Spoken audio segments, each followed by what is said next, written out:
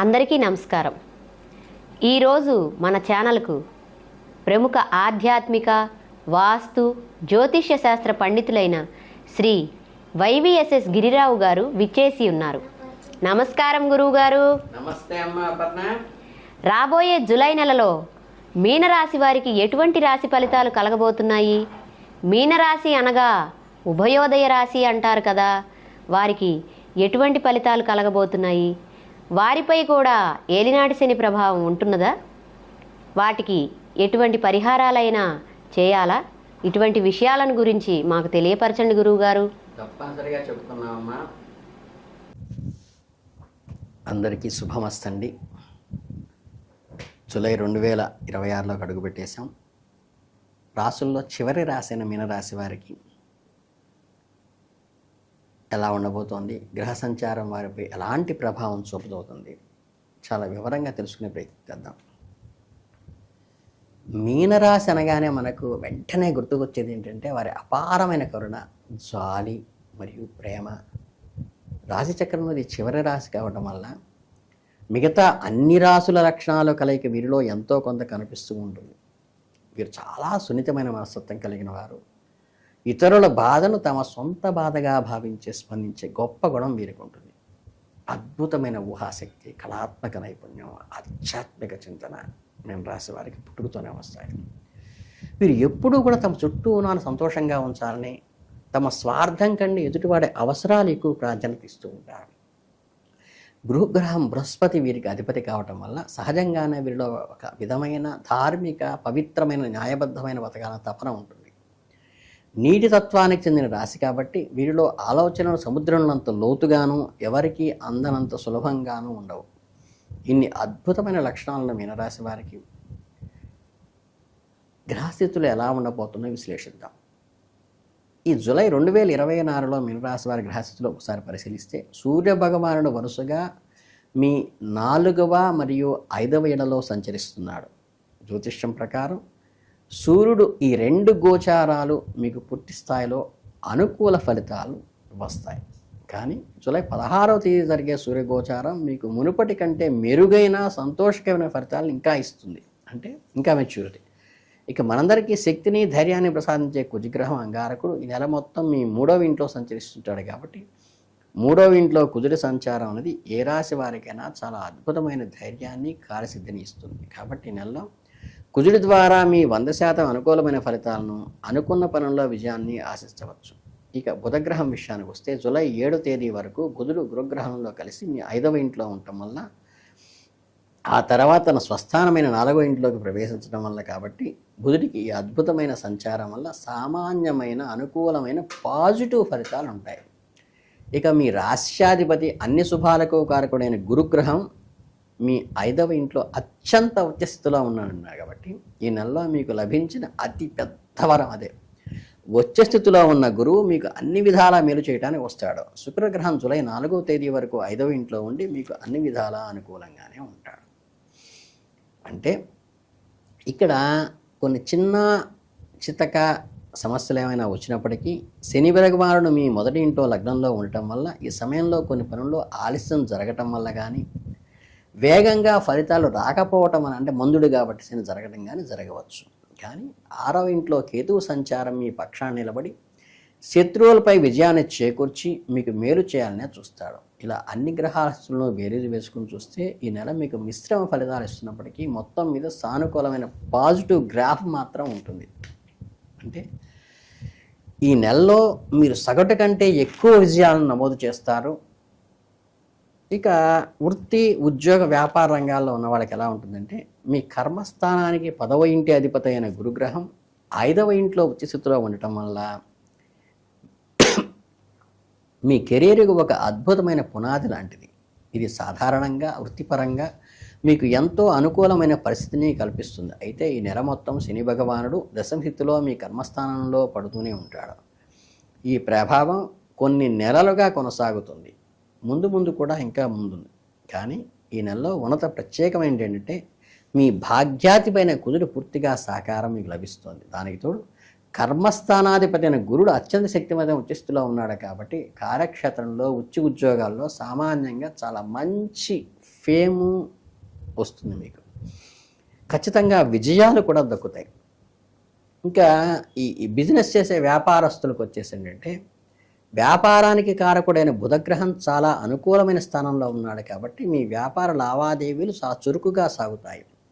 మంచి లాభాలను కూడా మీరు కళ్ళ చూస్తారు. దూర ప్రాంతాలకు సంబంధించిన విషయాల గురించి ముఖ్యమైన చర్చలు చేస్తారు. అయితే ఉద్యోగం చేసేవారికి ఈ నెలలో ఆఫీసులో కొన్ని చిన్నపాటి కష్టాలు సవాళ్ళు ఎదురవుతాయి.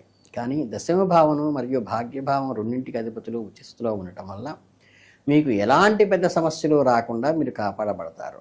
శారీరకంగా మరియు మానసికంగా కొంత బాధలు ఒత్తిడి ఉన్నప్పటికీ మీరు అనుకున్న పనులను మాత్రం పట్టుదలతో సాధిస్తారు. 6వ ఇంట్లో ఉన్న రాహువు మరియు శుక్రులు బలహీనమైన పరిస్థితుల వల్ల ఆఫీసులో కొన్ని చికాకులు వస్తాయి. ముఖ్యంగా గమనించాల్సిన విషయం ఏంటంటే, మీతో పనిచేసే స్త్రీ సహోద్యోగులు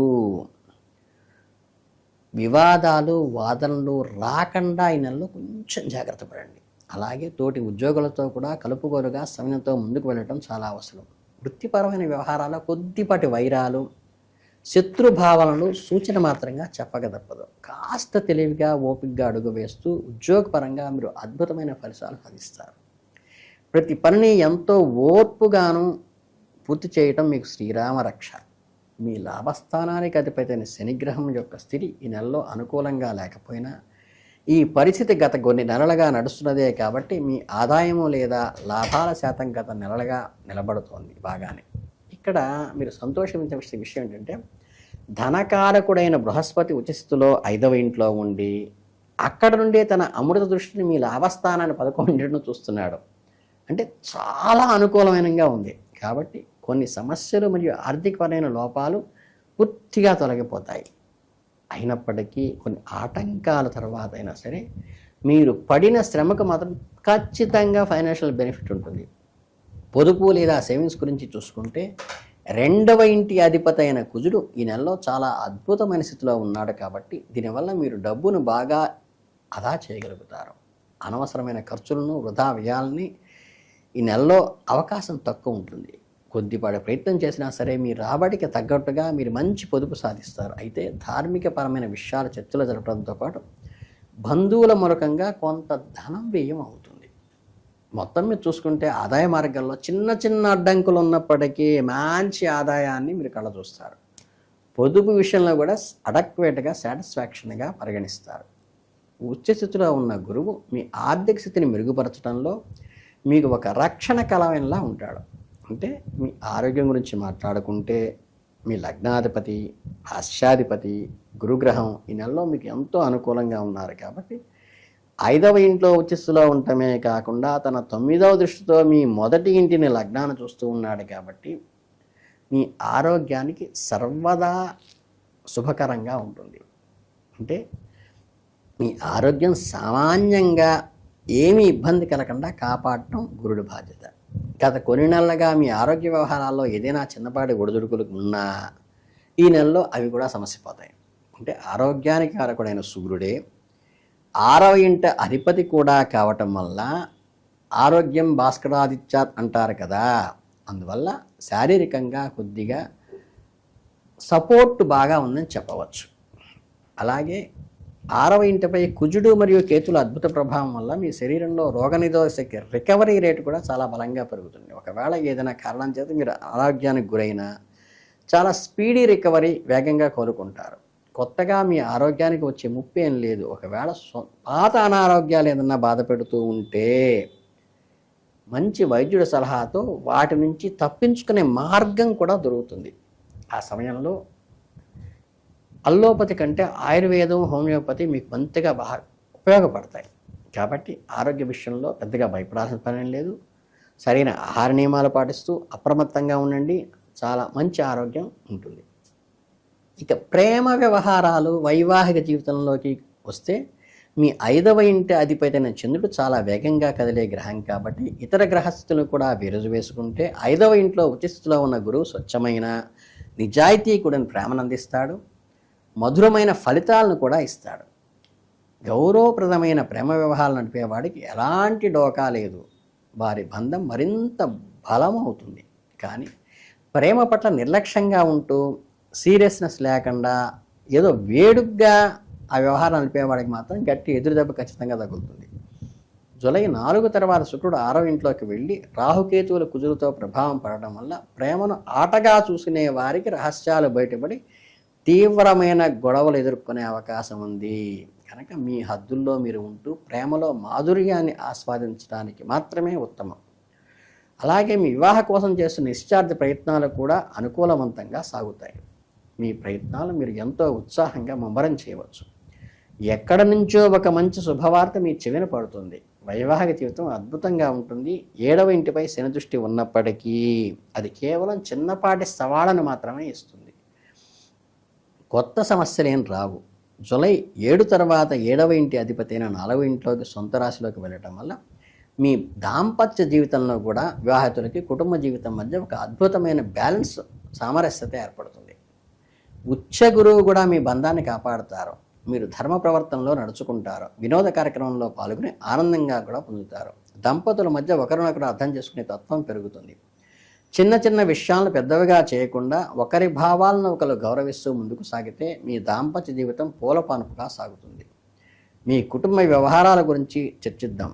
మీ 2వ ఇంటి అధిపతి కుజుడు ఈ నెలలో అత్యంత అనుకూలమైన స్థితిలో ఉండటం వల్ల మీ కుటుంబ వ్యవహారాలు చాలా ప్రశాంతంగా సానుకూలంగా సాగుతాయి. 2వ ఇంటిపై ఎలాంటి చెడు గ్రహాల ప్రభావం ఎక్కువ కాలం లేదు కాబట్టి ఇంట్లో వాతావరణం సందడిగాను సంతోషంగాను, పాత వివాదాలు సమసిపోయి ఒక పండుగ వాతావరణం ఏర్పడుతుంది. ఇంట్లోని పెద్దలు వృద్ధులు ఆశీర్వాదాలు మార్గదర్శనంలో కుటుంబ సభ్యులందరూ అభివృద్ధి పదంలోకే వస్తారు. గృహ సంబంధమైన విషయాల్లో ఫలితాలు సగటు కంటే అద్భుతంగా ఉంటాయి. ఈ జూలై 16 వరకు సూర్యుడు 4వ ఇంట్లో ఉండటం వల్ల చిన్నపాటి మానసిక ఒత్తిడులు అనిపించిన 4వ ఇంట అధిపతి ఎక్కువగా సమయం ఇక్కడే ఉండటం వల్ల పరిస్థితులు వెంటనే అదుపులోకి వస్తాయంటే కంట్రోల్లోకి వస్తాయి. ఒకవేళ ఏదైనా సమస్య ఎదురైనా మీరు దాన్ని సులభంగా పరిష్కరించుకోగలుగుతారు. నెల మొదటి సగంలో ఏదైనా ఇబ్బందులు అనిపించినా నెల 2వ సగం వాటన్నింటినీ దాటుకొని రెక్టిఫై చేస్తుంది. ఇంటికి కావలసిన ముఖ్యమైన వస్తువులను ఆభరణాలను కొనుగోలు చేస్తారు. కుటుంబ సభ్యులతో కలిసి సంతోషంగా గడుపుతారు. జూలై నెలలో మీనరాశి వారు ఎలాంటి సమస్యలైనా సులభంగా అధిగమించడానికి కొన్ని సులువైన అద్భుతమైన పరిహారాలు చెబుతాను, వినండి. ఇది శుక్రవారం నాడు అమ్మవారి గుడిలో సుగంధ ద్రవ్యాలతో పూజ చేయటం, డ్రై ఫ్రూట్స్ని చక్కగా నివేదన పెట్టడం, పాయసాన్ని అంటే మధురాన్ని నివేదన పెట్టడం, భక్తులకు ప్రసాదంగా పెట్టడం మీకు చాలా మంచి జరుగుతుంది. అమ్మవారి అనుగ్రహం కలుగుతుంది. అలాగే చిన్న పరిహారాలు ఏంటంటే ఈ దేవి సప్తశతి కానీ ఖడ్గమాల కానీ చదవటము, కనీసం వినటం కూడా మంచి జరుగుతుంది. అలాగే మీ అందరికీ కూడా అమ్మ అనుగ్రహంతో ఆయురారోగ్య ఐశ్వర్యాలు కలగాలని ఈ మీనరాశి వారికి జూలై నెల చాలా అద్భుతమైన నెలగా మిగిలిపోవాలని మనస్ఫూర్తిగా కోరుకుంటూ శుభమస్తు. చాలా ధన్యవాదాలు గురువుగారు. మీనరాశి వారు తీసుకోవలసిన జాగ్రత్తలు, చేయవలసిన పరిహారాలు, వారు ఎటువంటి జాగ్రత్తలు తీసుకోవాలో చాలా బాగా వివరించారు. ధన్యవాదములు. సంతోషం అమ్మా.